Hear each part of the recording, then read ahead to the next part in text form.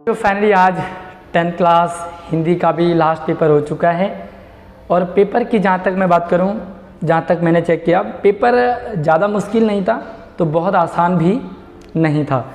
आइए देखते हैं इसके किस तरह से आपको करने थे। और ग्रामर पार्ट थोड़ा सा मैं कहूँगा कि मुश्किल लगा होगा आपको। तो चलिए देखते हैं। मिड टर्म एग्ज़ाम और ये मॉर्निंग शिफ्ट का पेपर है। अगर आप इवनिंग शिफ्ट के हैं तो ज़रूर इस पेपर को भी आप ज़रूर चेक कीजिए, देखिए, क्योंकि फाइनल टर्म में भी आपको इसी तरह का पेपर आएगा। तो चलिए वीडियो को लाइक करके अपने वीडियो की शुरुआत करते हैं। पहला प्रश्न आपके पास था अपठित अंश, यानी कि अपठित गद्यांश था।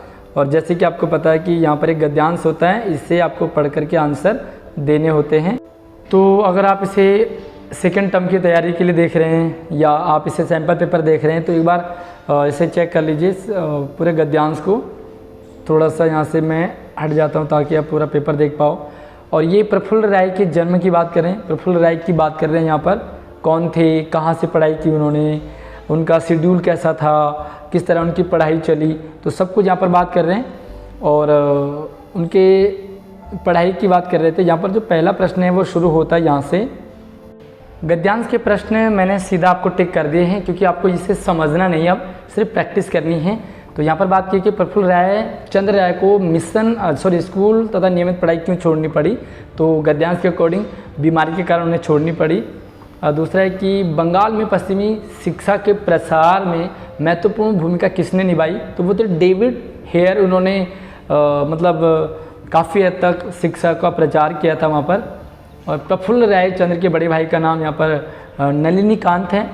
किसी सवाल में अगर आपको डाउट लग रहा हो तो आप ज़रूर कमेंट भी कर सकते हैं। प्रारंभिक शिक्षा के बाद प्रफुल्ल राय चंद्र राय ने किस विद्यालय में दाखिला लिया। तो अल्बर्ट स्कूल था। और पांचवा था प्रफुल्ल चंद्र राय के पिताजी का नाम हरिश्चंद्र राय, जो कि स्टार्टिंग में ही दिया गया है। उसके बाद हमारे पास दो कविताएं थी और कविताएं भी बहुत ही गजब की थी। एक तरह से वंदना है यहाँ पर और दोनों एक तरह से प्रेयर हैं। और इसे आप एक बार पढ़ें, स्क्रॉल डाउन में करता जाऊँगा, इसे पढ़ लीजिए क्योंकि मैंने इसे पढ़ लिया है। और पढ़ने के बाद एक बार आप एज ए सैम्पल पेपर इसे पढ़ लें और अपने पेपर तो दे दिया होगा। तो अभी यहाँ पे पहला प्रश्न था कि कवि किससे अनुरक्ति छोड़ने की बात कह रहा है। तो ये था क, भोग से। दूसरा, कवि किनके स्वरों में एक स्वर अपना मिलाने की बात करें तो वंदना के स्वर में मिलाने का, क्योंकि हर लाइन में वंदना के स्वरों में एक तान मेरी भी मिला दो। और कवि किस में भ्रष्ट न होने की बात कह रहा है। तो वो लोभ में भ्रष्ट नहीं होना है। कवि किधर उन्मुख व्यक्ति को मोड़ने की बात करता है तो वो योग में उन्मुख होना है। और कवि किसको ना भूलने की बात कह रहा है तो पहला यहाँ पर माँ से इसका आंसर है। और दूसरा तो भाई बड़ा कमाल का था, ये प्रेयर है ना। हमको मन की शक्ति देना, मन विजय करे। आई होप कि आपने ये प्रेयर ज़रूर गाई होगी, आपके स्कूलों में भी गाई होगी। और यहाँ पर एक चीज़ इन्होंने एक मिसप्रिंट भी है यहाँ पर, जो कि दोस्तों से भूल हो तो माफ़ कर सकें। ये दोस्तों नहीं हो, दूसरों से भूल हो तो माफ़ कर सके। और इस तरह से आपने प्रेयर ज़रूर पढ़ी होगी, सुना ज़रूर होगा आपने। अब हम चलते सीधे पहले प्रश्न पर। और यहाँ पे था कि दूसरों पर जय से पहले कवि किस पर जय की बात कह रहा है। तो दूसरों की जय से पहले खुद की जय करे, खुद की जय पर। और दूसरा, कवि किससे बचे रहने की बात कह रहा है। तो झूठ से बचे रहें, सच का दम भरें। अपने दिल में किसको साफ रखने की बात करें तो भेदभाव अपने दिल में साफ होना चाहिए। और किससे भूल होने की बात, तो यहाँ पर दोस्तों, क्योंकि जो कविता है वहाँ पर दोस्तों लिखा है तो आपको दोस्तों ही आंसर करना है। अदरवाइज इसका आंसर है दूसरों से। दोस्त तो सिर्फ दोस्त हो जाएंगे, लेकिन दूसरे में सारे, जिससे भी कहीं भी गलती हो तो उसे माफ़ किया जाना चाहिए। और कभी किसका दम भरने की बात करें तो सच का दम भरें, सच का दम। और यहाँ तक तो आपने कर लिया होगा। और अगर आपने अभी वीडियो को लाइक नहीं किया तो कर लीजिए। चलिए अब हम यहाँ पे देखते हैं, एज ए प्रैक्टिस भी आप इसे लेंगे क्योंकि फाइनल पेपर में भी आपको इसी तरह से प्रश्न पूछेंगे, सेम दैट, ठीक है, पैटर्न यही होगा। तो देख लिए बात। राधा घूमने गई और आम ले आई, रचना के आधार पर वाक्य भेद बताना है। तो और शब्द जुड़ा है, और जब और शब्द जुड़ जाता है तो आपका हो जाएगा संयुक्त वाक्य, ठीक है। खा ऑप्शन आपका करेक्ट है। और आप चेक करते जाइए आपके कितने सही आ रहे हैं। निम्नलिखित में मिश्र वाक्य कौन सा है। मिश्र वाक्य में 2 सेंटेंस होते हैं, दोनों एक दूसरे से जुड़े होते हैं। तो यहाँ पे आपका होगा, जो व्यक्ति स्वावलंबी होते हुए सदा सुखी होते हैं। आपने कठिन काम किया और आगे बढ़ गए। इस वाक्य का आपको क्या करना है, मिश्र वाक्य में बदलना है। तो कैसे बदलेंगे इसे मिश्र वाक्य में? मिश्र वाक्य में बदलने के 2 सेंटेंस चाहिए, एक दूसरे पर डिपेंड होना चाहिए। तो आपका सिंपल सा, आप इसलिए आगे बढ़े क्योंकि आपने कठिन काम किया, यह करेक्ट आंसर है। मैंने देखा कि एक मेमना दौड़ते हुए झाड़ियों में छिप गया। रेखांकित उपवाक्य का भेद आपको बताना है कि कौन सा उपवाक्य है। तो ये जहाँ पर की से जुड़ा होगा वो आपका होता है संज्ञा आश्रित उपवाक्य। और अगला है, निम्नलिखित में मिश्र वाक्य कौन सा है। मिश्र वाक्य में 2 सेंटेंस होते हैं और अभी हमने बात की यहाँ पर की से जुड़ा होगा। तो बच्चों ने कहा कि कल छुट्टी रहेगी, और इसमें जो है कुछ हद तक ये भी सही आंसर है। उसने समझाया था परंतु मैंने नहीं समझा। इसमें भी एक सेंटेंस के बाद दूसरा सेंटेंस सुनने की इच्छा हो रही है। तो अगर आपने गाँव भी लिखा है तो आपका सही आंसर होगा। और आपके टीचर अगर आपको गाँव पे आंसर काटते हैं तो उन्हें ये लॉजिक ज़रूर दें कि यहाँ पर दोनों एक दूसरे पर डिपेंड है। बच्चों ने कहा, क्या कहा, आपको सुनने की इच्छा हो रही है ना, और दूसरे में उसने समझाया था, क्या समझाया था, कुछ सुनने की इच्छा है ना। तो दोनों सेंटेंस आपके, हालांकि आंसर की में मुझे जहाँ तक कन्फर्म है कि यही वाला आएगा, लेकिन आपको खा वाले ग वाले में भी आंसर नंबर मिलेंगे। और अगला है वाच्य। ये ग्रामर के जितने भी टॉपिक है अगर आपको अच्छे से समझने हैं और अच्छे से अंदर फिट करना है तो हमारे चैनल पर सभी वीडियोज हैं, 100 में से 100 आपके आ सकते हैं। थोड़ी तैयारी आप ज़रूर करें। निम्नलिखित वाक्य का वाच्य लिखिए, कौन सा वाच्य है। मैंने आम खाया, तो यार बड़ा सरल सा था ये, है ना, कर्तृवाच्य का था ये, मैंने आम खाया। और उसके बाद है, उन्होंने सारे प्रश्न हल कर दिए। इसको आपको कर्मवाच्य में बदलना था। कर्मवाच्य में बदलने के लिए आपको द्वारा जोड़ना पड़ेगा। और ये है था, उनके द्वारा सारे प्रश्न हल कर दिए गए, मतलब कोई ऑप्शन नंबर ग आपका करेक्ट है। मैं हंस नहीं सकता, उपयुक्त वाक्य को भाववाच्य में आपको बदलना है। तो भाववाच्य में मुझसे सहा नहीं जाता, यानी कि आपका ऑप्शन नंबर ग करेक्ट है। कर्तृवाच्य वाला वाक्य छांटना था। कर्तृवाच्य वाला वाक्य कौन है? तो आपने नोट किया होगा कि इसमें भी द्वारा लिखा है, इसमें भी द्वारा लिखा है, इसमें भी द्वारा लिखा है। तो ये तीनों नहीं होंगे। आपका करेक्ट आंसर होगा, सुमित ने कविता पढ़ी। और बड़ा सिंपल सा था, है ना। मज़ा आएगा आपको इस पेपर में। जिन्होंने हमारी वीडियो से पढ़ा हो और जिन बच्चों ने मेरी क्लास में जो डायरेक्ट पढ़ते होंगे तो उनके लिए काफ़ी ईजी रहा होगा ये, अगर आपने सही से पढ़ा होगा। भाववाच्य का उदाहरण कौन सा है? तो भाववाच्य का आपको है, आज घूमने चला जाए, ग ऑप्शन। अब यहाँ पर आपको पद परिचय करने थे और पद परिचय थोड़े से मुश्किल आपको ज़रूर लगे हों, लेकिन आपको थोड़ा पद परिचय की प्रैक्टिस करने की ज़रूरत है। संज्ञा, सर्वनाम, विशेषण, क्रिया, ये सारी चीज़ें आपको पढ़ने होनी चाहिए। 4 नंबर आपको आराम से मिल जाएंगे।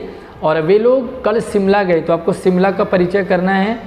शिमला क्या है? संज्ञा है। सबसे पहली बात संज्ञा है। तो ये कौन सी संज्ञा है? व्यक्तिवाचक है, क्योंकि शिमला एक जगह का नाम है। तो जैसे दिल्ली, संगम विहार, आनंद विहार, यमुना विहार, गाजियाबाद, ये सारे क्या हैं आपके यस, ये व्यक्तिवाचक है। अब एक वचन है, लेकिन ये क्या आपका कर्म कारक है ना। शिमला को, विद्यालय को गए, तो इसमें को छुपा होता है लेकिन कर्म कारक होता है। और कर्ता कौन है? वे लोग, ध्यान रखना, कर्ता वे लोग है इसमें। रमा कलम से स्केच बनाती है, तो स्केच, ये स्केच आपका क्या है? वो है आपका जाति का नाम है। किसका स्केच है, कौन सा स्केच है, यह बताया नहीं है, तो जाति का नाम है। और यहाँ पर आएगा आपका एक वचन है और स्केच को बनाती है, तो आपका ऑप्शन हो जाएगा का। जातिवाचक संज्ञा है, एक वचन है, पुल्लिंग है और कर्म कारक है। उसके बाद बात करते हैं वे लोग आ गए, तो वे लोग आपका सर्वनाम है, ठीक है। तो ये क्लियर हो गया आपका। तो संज्ञा वाले तो डिलीट आपको कर देने हैं, संज्ञा हो ही नहीं सकता। अब हमने देखना, वे लोग सर्वनाम हैं, पुरुषवाचक है, ठीक है। मैं, तुम और वे लोग, तो मैं, तुम, वे लोग कौन से होते हैं? अन्य पुरुष, है ना। तो ये आपका सबसे लास्ट वाला ऑप्शन आपका करेक्ट हो जाएगा, यानी कि सर्वनाम है, पुरुषवाचक है।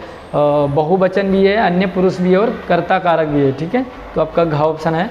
गंगा विश्व की सबसे पवित्र नदी मानी जाती है, तो गंगा व्यक्तिवाचक संज्ञा है, क्योंकि एक पार्टिकुलर नदी का नाम है गंगा, तो आपका जो है वो स्त्रीलिंग है गंगा। ये ध्यान रखना आपको कि व्यक्तिवाचक संज्ञा है, स्त्रीलिंग है, एक वचन भी है और कर्ता कारक भी। तो ऑप्शन नंबर आपका गा करेक्ट आंसर है। शाबाश तुमने बहुत अच्छा खेला, इसमें तुमने का आपको पद परिचय करना था, तो इसके आपको कंफ्यूज करने वाले यहाँ पर देखो 2 ऑप्शन आपके सही हो रहे हैं। सबसे पहली बात तो है कि जो तुमने शब्द है वो क्या है, सर्वनाम है, तो सब में सर्वनाम है। पुरुषवाचक है, तो सब में पुरुषवाचक है। देखो उसके बाद तीसरा आपको ये देखना है कि एक वचन है या बहुवचन है। यहाँ पर इम्पोर्टेंट चीज़ है, कर्ता कारक भी सब में ही है, और पुरुष कौन सा है। सबसे पहले देखो कि पुरुष कौन सा है, तो मैं प्रथम पुरुष, सामने वाला मध्यम पुरुष। तो मध्यम पुरुष के हमारे पास 2 ही ऑप्शन बचे हैं, इसका मतलब ये दोनों ऑप्शन आपके नहीं हो सकते, क्योंकि यहाँ पे दे रखा है उत्तम पुरुष और अन्य पुरुष। ठीक है, अब हम देखते हैं कि जो तुमने हैं वो एक वचन है या बहुवचन है। यस, यहाँ पर जो आपका आंसर है ये वाला भी सही है और ये वाला भी सही है, क्योंकि मैं एक बच्चे को भी कह सकता हूँ कि तुमने बहुत अच्छा खेला, लेकिन हो सकता है वो पूरी टीम को कह रहा हूँ, सभी बच्चों को कह रहा हूँ मैं कि शाबाश तुमने बहुत अच्छा खेला। एक बच्चे के लिए भी तुमने अच्छा खेला, बहुत सारे बच्चों को भी तुमने अच्छा खेला। तो यहाँ पर जो है और आंसर की में ज़रूर जो है वो क को दिया होगा आंसर, लेकिन इसमें ख वाला भी करेक्ट आंसर होगा आपके लिए। और आप इस बात को, अगर आपके जो टीचर हैं वो ख में आपको गलत आंसर दे रहे हैं, नंबर काट रहे हैं, तो हम इसे कहेंगे इस ख भी सही आंसर है। अदरवाइज इनको ये वाली वीडियो भेज दो तो आपको उन्हें भी समझ आ जाएगा, और नहीं तो आप मेरे चैनल से उनकी बात करा देना, तो मतलब आपका नंबर कटना नहीं चाहिए। अगला है अलंकार। मधुबन की छाती को देखो, सूखी कितनी इसकी कलियाँ। तो इसमें आपको अलंकार बताना था, कौन सा अलंकार है।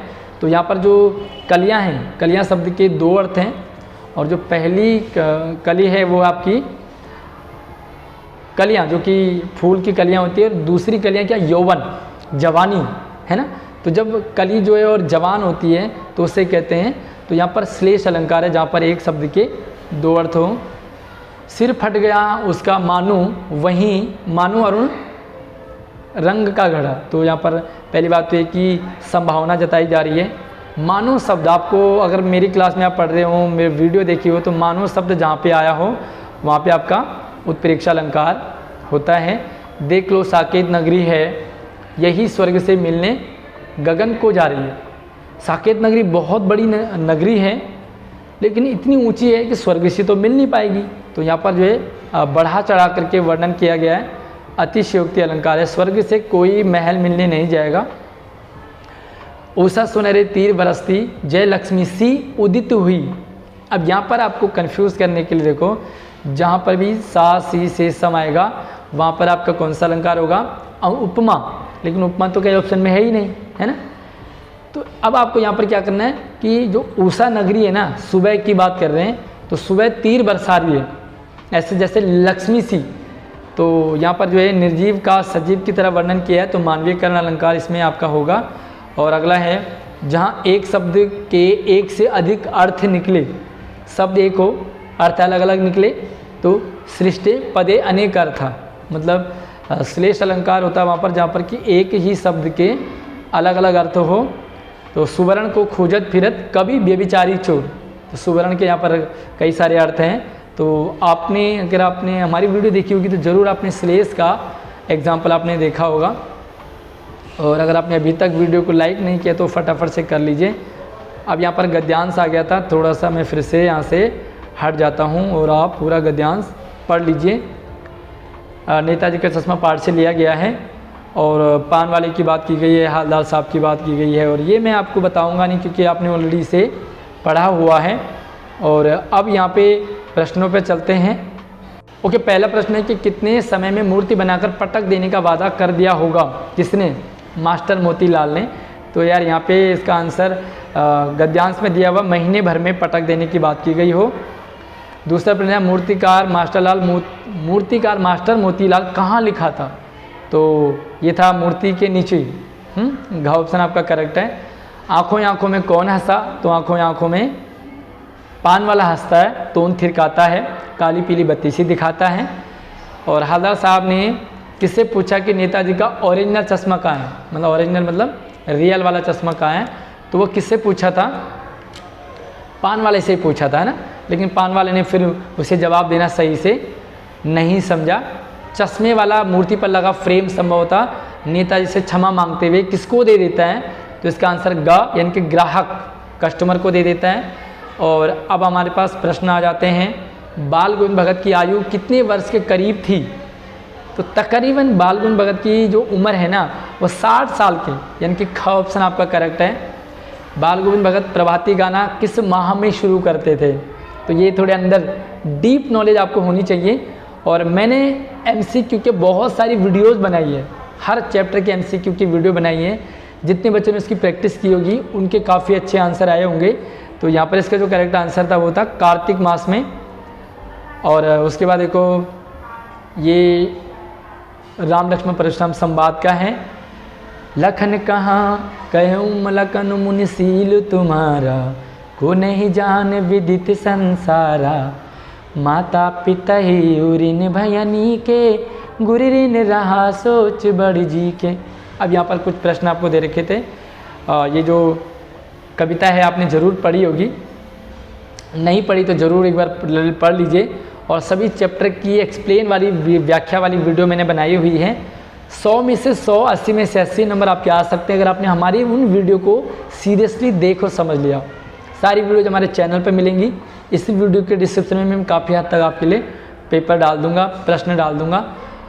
भृगुबर संबोधन किसके लिए आया है, तो भृगुबर कोप कृषाणु, मतलब भृगुबर गुस्सा होते हैं, तो कौन हो रहे गुस्सा, यह सिंपल सा परशुराम के लिए हुआ है। हे मुनि आपके सील को कौन नहीं जानता, ये किसने कहा, तो बार बार लक्ष्मण ही कहते हैं कि आप तो बड़े मतलब भयंकर हो, आप खतरनाक हो, आप योद्धा हो, तो लक्ष्मण ने कहा गा ऑप्शन। परशुराम पर किसका ऋण बाकी था, तो ये था गुरु का ऋण। लक्ष्मण जी के कड़वे वचन सुनकर के परशुराम जी ने क्या संभाला, एक ही चीज़ संभाला, कुठार। कुठार का मतलब होता है फरसा, तो उनका एक ही हथियार था फरसा। और अगला है कि रघुकुल के सूर्य के समान किसे पुकारा गया है, कि रघुकुल भानु, है ना, तो भानु कौन है, वो रघुकुल भानु राम को कहा है। तो राम जो है वो सूर्य वंश के रघुकुल के सूर्य हैं। अब यहाँ पर कुछ प्रश्न थे आपके लिए। हरि है राजनीति पढ़ आइए, किसने कहा है, किसने कहा, तो ये गोपियों ने कहा है। और किसको कहा है, यस, आप अगर इसका आंसर जानते हो तो मुझे कमेंट करके बताएं कि गोपियों ने किसको कहा है, उद्धव को कहा है या कृष्ण को कहा है कि वो राजनीति पढ़ाए हैं, मुझे कमेंट करके आप ज़रूर बताइए। अपने स्कूल का नाम, अपना नाम ज़रूर मेंशन करें ताकि मुझे एक आइडिया हो जाएगा कि आप किस स्कूल से हमारे साथ जुड़े हुए हैं। राम लक्ष्मण परशुराम संवाद में गादी सूनु शब्द किसके लिए प्रकट हुआ है, इसका आंसर थोड़ा सा कन्फ्यूज सा हो रहा हूँ, लेकिन जहाँ तक मुझे लग रहा परशुराम के लिए ही इसका प्रयोग हुआ है। और अगर आप श्योर हैं थोड़ा परशुराम में विश्वामित्र में थोड़ा सा कन्फ्यूज सा हो रहा हूँ मैं, आई थिंक ये परशुराम के लिए ही प्रयोग हुआ है। और अगर विश्वामित्र के लिए प्रयोग हुआ हो तो मुझे कमेंट करके आप ज़रूर बताएं इसका, अगर आपको थोड़ा सा डाउट हो तो। और अब यहाँ पर एक्सप्लेन वाले प्रश्न थे, 2-2 नंबर के, थोड़े से आपको 2 से 3 लाइन में इसका आंसर लिखना था। सेनानी न होते हुए भी चश्मे वाले को लोग कैप्टन क्यों कहते थे, वे देशभक्ति की भावना थी। सुभाष चंद्र बोस के मूर्ति पर वो चश्मा लगाया करते थे, उन्हें बिन चश्मे के देखना उन्हें पसंद नहीं था। और काफ़ी सारे इसके लॉजिक आप दे सकते हो कि वो देशभक्ति मतलब गांधी टोपी पहनते थे।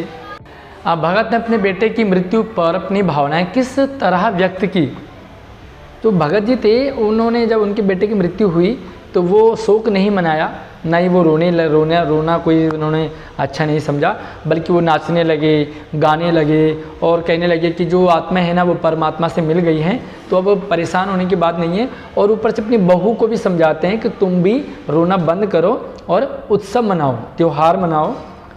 बिना विचार घटना और पात्रों की भी कहानी लिखी जा सकती है, यशपाल के इस विचार से आप कहाँ तक सम्मत हैं, तो ये लखनवी अंदाज, जब लखनऊ के जो नवाब हैं उन्होंने खीरे को काटा, नमक लगाया, सूंघ करके फेंक दिया, तो लेखक को लगा कि ये डकार भी मार रहे हैं, पेट पर हाथ भी लगा रहे हैं, तो क्या बिना विचार बिना घटना, उन्होंने कहा कि जब फेंक कर यही सिर्फ सूंघ कर पेट भर सकता है, डकार आ सकती है, तो बिना घटना पात्र के कहानी लिखी जा सकती है, जबकि ऐसा नहीं है।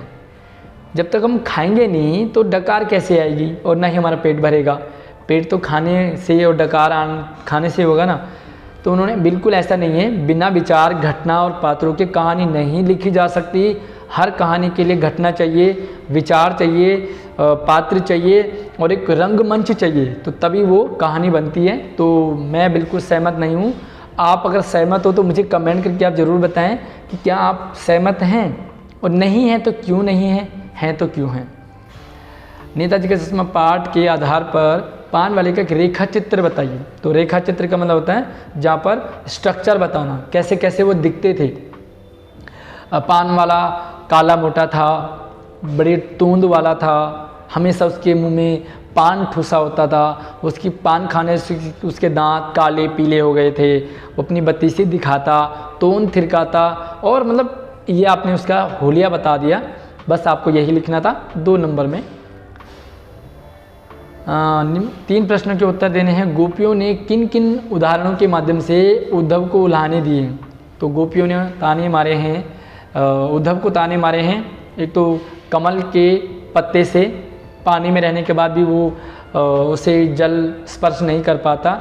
दूसरा, जो जल तेल गागरी, तो जल में तेल की गगरी में पानी की बूंद, तो उल्हाने दिए, ताने दिए हैं कमल के पत्ते से और पानी में तेल की बूंद से। लक्ष्मण ने वीर योद्धा के क्या क्या विशेषताएं बताई। लक्ष्मण ने कहा कि वीर अपने मुंह से अपनी बड़ाई नहीं करता। पहली बात, वीर वो होता है जो समर में दिखाता, लड़ाई में अपनी वीरता दिखाता है और अपनी ताकत से अपने जो बाण हैं या अपने दुश्मनों को मारकर दिखाता है। अपनी बड़ाई खुद करके वीर नहीं बल्कि कायर होते हैं। उद्धव द्वारा दिए गए योग के संदेश ने गोपियों की विरहाग्नि में घी का काम कैसे किया। गोपियाँ विरह में जग रही थी, गोपियाँ कृष्ण से प्रेम करती थी, कृष्ण कृष्ण रटती थी, लेकिन कृष्ण नहीं आएगा ऐसा कहने के बाद जो वो विरह में तड़फ रही थी, उसने और आग में घी का काम किया और तड़फने लगी। अब नहीं आएगा तो और ज़्यादा व्याकुल होने लगी, है ना। कई बार हमें लगता है कि कोई चीज़ हमें मिल जाएगी, तो उम्मीद से हम जीते हैं, लेकिन अगर लगे कि नहीं वो चीज़ हमें मिल ही नहीं सकती या नहीं मिलेगी, तो हम फिर उस चीज़ के लिए और ज़्यादा बेचैन हो जाते हैं। तो यही आपको लिखना था। आत्मकथा सुनाने के संदर्भ में अभी समय भी नहीं ऐसा कभी ऐसा क्यों कहता है। मतलब हर काम का एक समय होता है, हर काम का एक टाइम होता है। जिस काम को हम सुबह कौन से काम करने, दिन में कौन से करने, रात को कौन से करने, तो लेखक इसलिए कहता है कि कभी समय नहीं है क्योंकि वो सही टाइम नहीं था। हालांकि ये जो चैप्टर है आत्मकथ्य, ये फर्स्ट टर्म में नहीं आना था, इसको सेकेंड टर्म में आ रहा था। ये फर्स्ट टर्म में ये वाला नहीं था।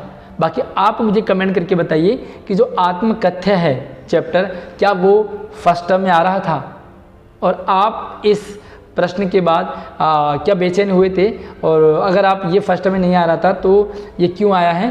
शायद कई बार मिस है वो भी हो जाती है, मिसअंडरस्टैंडिंग। और अब आपके पास ये जो 2 प्रश्नों के उत्तर देने हैं आपको, तो 4-4 नंबर का है। थोड़ा सा अपने आधे से पेज के करीब लिखना है कि साना साना हाथ जोड़ी पाठ में गंतोक को मेहनत कश बादशाहों का शहर क्यों कहा गया। बहुत सारे रीजन हैं।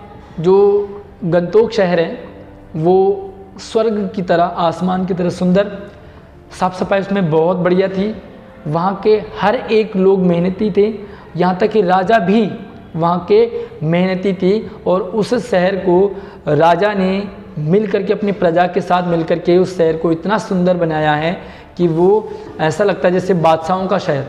भैया एक बादशाह नहीं, बल्कि उस शहर का हर एक इंसान बादशाह की तरह काम करता था और उसको चमकाया था।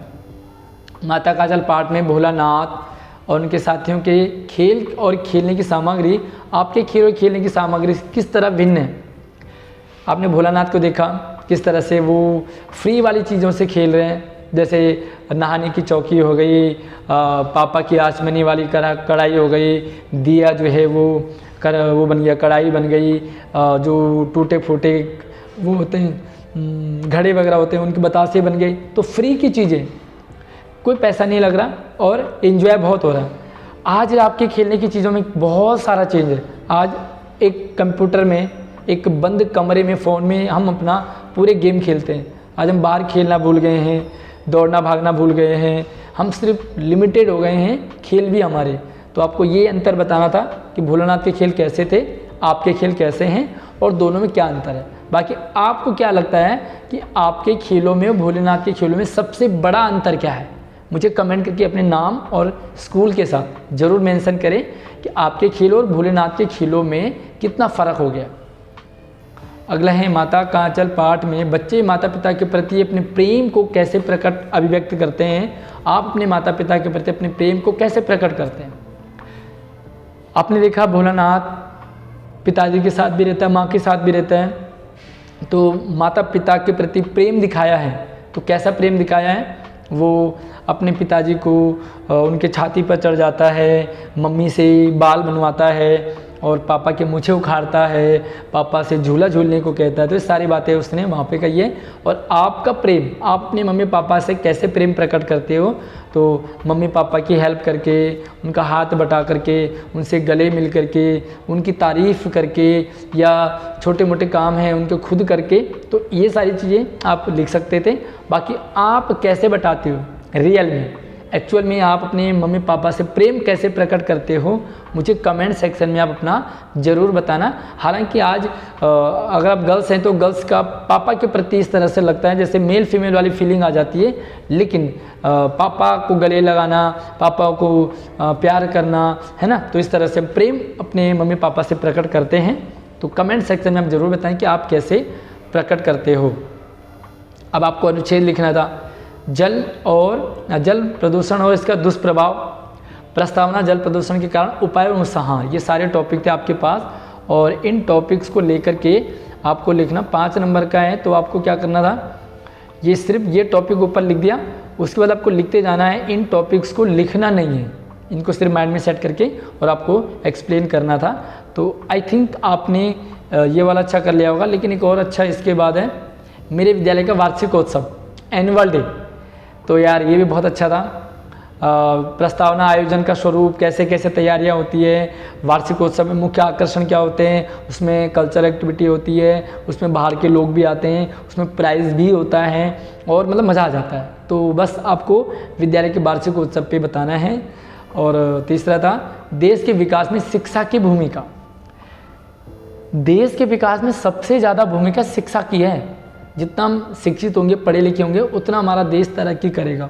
तो आपको समाज में स्त्री की बदलती भूमिका, स्त्री भी पढ़ रही है, आज लड़कियां पढ़ रही हैं और लड़कों से आगे आज लड़के जो है ना वो कम हो रहे हैं। आप CBSE के टॉपर देखोगे तो वहाँ पे बॉयज़ नहीं बल्कि गर्ल्स होते हैं। टॉप 10 में 7-6 लड़कियाँ होंगी और 4-5 लड़के होते हैं। तो आपने देखा होगा आज के समाज में शिक्षा का स्वरूप कैसा है। आज डिजिटल शिक्षा हो गई है, यूट्यूब से हम टेक्नोलॉजी से पढ़ रहे हैं। आज स्वरूप बदल गया है, व्यावसायिक शिक्षा ज़्यादा हो गई है। हम हर चीज़ को प्रोफेशनल जोड़ते हैं कि नौकरी में क्या काम आएगा। तो इस तरह से आप लिख सकते थे। बाकी मुझे कमेंट करके आप ज़रूर बताएं कि आपने कौन सा अनुच्छेद लिखा। और अनुच्छेद आपको 1 पेज लिखना है, 1 पेज, तब आपको 5 नंबर मिलेंगे। ज़्यादा बड़ा नहीं होना चाहिए, ज़्यादा छोटा भी नहीं होना चाहिए। और यहाँ पर तो आपके पास एक विषय पर पत्र लिखना है। आपके क्षेत्र में सड़कों के टूटने से आपको हो रही असुविधा, नगर निगम को सेवा में श्रीमान नगर निगम अधिकारी, MCD अधिकारी, दिल्ली नगर निगम, फलाना फलाना एड्रेस करके कुछ भी लिख दो। और विषय लिखना है कि सड़कों से असुविधा होने हेतु, है ना। तो महोदय से विनय निवेदन इस प्रकार है कि हमारा क्षेत्र में यहाँ रहती हूँ, मेरा क्षेत्र ये है, मेरी गली में सड़कें पूरे टूटे फूटे हैं, ख़राब है, गाड़ियाँ चल नहीं पाती, गड्ढे हो रखे हैं जिसके कारण दुर्घटनाएं हो जाती हैं। अतः महोदय से निवेदन है कि इन्हें ठीक करवाने के लिए कर्मचारी को जल्दी से जल्दी भेजें। धन्यवाद करके अपनी डिटेल लेफ्ट साइड में। पानी के समुचित उपयोग करने की सलाह देते हुए अपने भाई को पत्र लिखना था। तो ये अनौपचारिक पत्र हो गया। प्रिय भाई, छोटा भाई, थोड़ा सा हालचाल पूछें, उसको भाई क्या हालचाल पूछें। और पानी को ज़्यादा बर्बाद नहीं करना है, पानी बहुत कीमती है, जितना ज़रूरत हो उतना यूज़ करें, तो उसको महत्व आपको बताना है और किस तरह से बर्बाद नहीं करना। बस आसान था। किसी दूर संचार कार्यालय में सहयोगी पद के आवेदन हेतु 80 शब्दों में आवेदन लिखना है। आवेदन तो ये तो अब स्ववृत्ति लेखन, तो स्ववृत्ति लेखन की वीडियो हमने प्रॉपर बनाई हुई है। एक फॉर्मेट होता है, फॉर्मेट के अकॉर्डिंग उसे आपको करना होता है और वहाँ पर आप एक किसी दूर संचार कार्यालय सहयोगी पद, दूर संचार टेलीफोन निगम में आप कोई वैकेंसी निकली है, उसके लिए आपको अप्लाई करना है। तो अपनी पूरी डिटेल के साथ वहाँ पर लिखेंगे और आपका वहाँ पर पूरे नंबर मिल जाएंगे। इसके अलावा दूसरा लिख सकते हैं, मोहल्ले में मच्छरों की समस्या है, तो आपको ईमेल लिखना है। मोहल्ले में बहुत सारे सब मच्छर हो रखे हैं जिनके कारण जो है प्रॉब्लम आ रही है, बीमारियां हो रही हैं, तो नगर निगम को आप लिखेंगे। जैसे ऊपर फॉर्मेट मैंने आपको बताया है ईमेल का, ईमेल में लिखने के बाद विषय लिखेंगे कि भैया हमारे गली में या हमारे इस मोहल्ले में बहुत ज़्यादा मच्छर हो रहे हैं, मच्छरों का आतंक बढ़ रहा है, जिसके कारण बीमारियाँ हो रही हैं, डेंगू मलेरिया जैसे बीमारियाँ फैल रही हैं, तो कृपया करके जल्दी से जल्दी मच्छरों का इलाज करें और मोहल्ले की सफाई का ध्यान रखें। बस इतना आपको ईमेल लिखना था। और सेंडर आप ज़रूर लिखेंगे, किसको लिख रहे हैं। अपनी कॉलोनी में होने वाली खेल प्रतियोगिता में आयोजन विषय पर लगभग 60 शब्दों में विज्ञापन, वाह, बॉक्स बनाना है, विज्ञापन में ड्राइंग कर देंगे थोड़ा सा आपके क्षेत्र में खेल प्रतियोगिता, तो खेल से रिलेटेड आप एक तरफ बैट बॉल बना दिया, एक तरफ बैडमिंटन बना दिया, है ना, या आपने एक प्लेयर बना दिया। ये प्लेयर बनाना थोड़ा मुश्किल है, तो बैट बनाना, बैडमिंटन बनाना, ये बॉल बनाना आसान है। और विज्ञापन आप लिखेंगे कि खेल प्रतियोगिता हो रही है, तो आकर्षक इनाम को आपने हाईलाइट करना है, इनाम मिलेगा आपको, बस इसमें आइए भाग लीजिए, इस तरह से आप बना सकते थे। और क्विज प्रतियोगिता में प्रथम स्थान पाने की शुभकामना देते हुए छोटे भाई को संदेश लेखन बॉक्स बनाया। क्विज प्रतियोगिता में आपका छोटा भाई फर्स्ट आया है ना, तो आपने उसे शुभकामना दी है। सबसे पहले तो आपने कुछ वहाँ पर प्राइज़ दे दिए, या शायरी लिख सकते हैं आप छोटे भाई के लिए, और इसी तरह से आप वो आगे इस मतलब पढ़ता रहे, इस तरह से आप 2-4 लाइनें लिख के, ज़्यादा बड़ा नहीं होता तो आप इजीली उसे कर सकते हैं। तो ये है आपके पास वो पेपर जो आज हो गया आपका, तो आई थिंक आपका बहुत अच्छा पेपर हुआ होगा। बाकी 80 में से कितने आने वाले आपके मुझे कमेंट करके ज़रूर बताएं। राइटिंग का आपको ध्यान रखना होता है सबसे ज़्यादा, बाकी प्रश्न नंबर आपको मार्किंग जरूर करनी होती है। सीरियल वाइज आपको ज़रूर ध्यान रखना होगा कि आप प्रश्न का क्रम संख्या जरूर डालें, कौन सा प्रश्न कितने नंबर का पूछा गया ये ध्यान रखना होता है, उसी के अकॉर्डिंग आपको लिखना होता है। तो आपके 80 में से पूरे 80 नंबर आ सकते हैं। बाकी कितने आ सकते हैं मुझे कमेंट करके बताएं। अपना नाम, अपने स्कूल का नाम ज़रूर मेंशन करें, और कितने बच्चों को लगता है कि उनके 70 के करीब आ सकते हैं नंबर, तो अपना प्यारा सा ओपिनियन।